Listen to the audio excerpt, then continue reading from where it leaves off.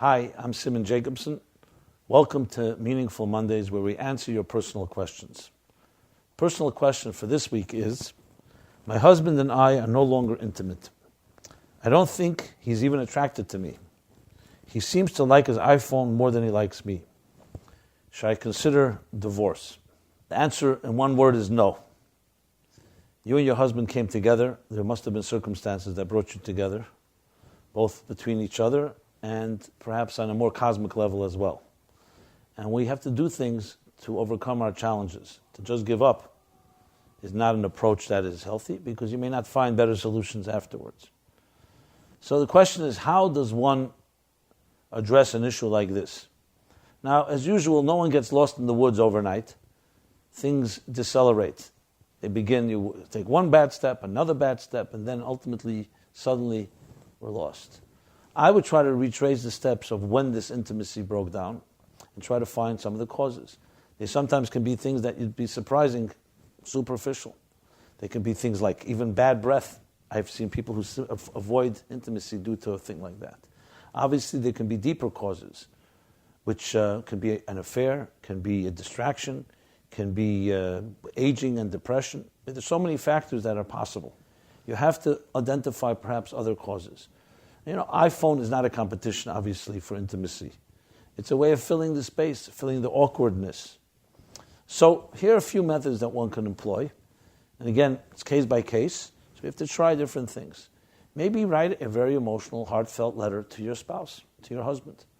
Try to re-evoke the feelings that you had when you got married, your honeymoon, when there were good times.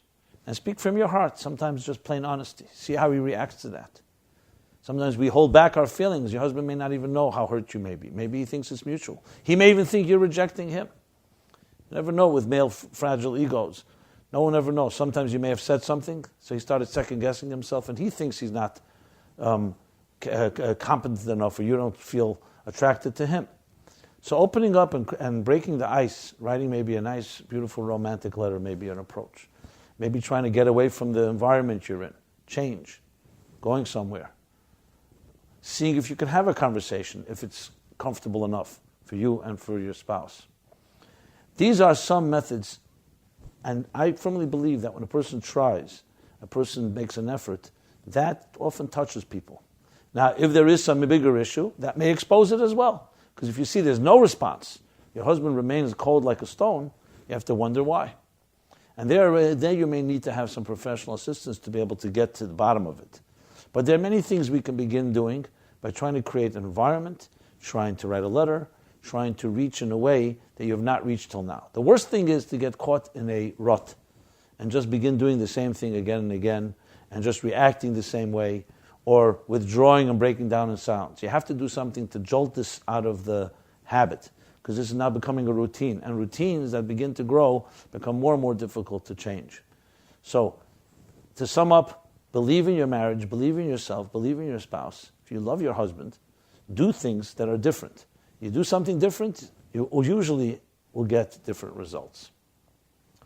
Thank you for watching. I welcome your personal questions. Please have a meaningful week.